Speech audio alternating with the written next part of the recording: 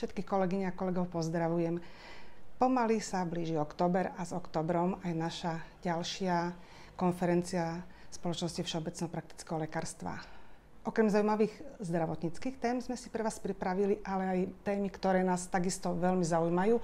A to budú jednak rozhovory so zdravotnými poisťovňami, kde máme celý blok venovaný všetkým trom zdravotným poisťovňam. Pozvali sme zástupcov zdravotných poisťovní, tak dúfajme, že sa tam všetci stretneme a poinformujú nás, čo je nové, čo pripravujú, eventuálne čo zistili, že nie je v poriadku z našej strany.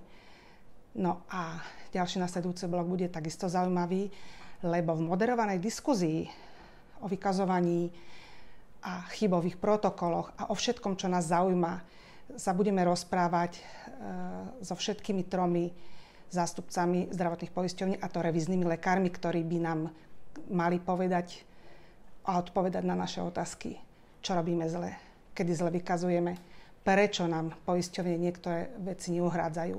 Je to dookola stále ten istý problém, ale my dúfame, že tuto si to máme čas a miesto, kde si to spolu objasníme a že zase sa nám bude pracovať ľahšie a budeme mať platby za naše výkony kompletné.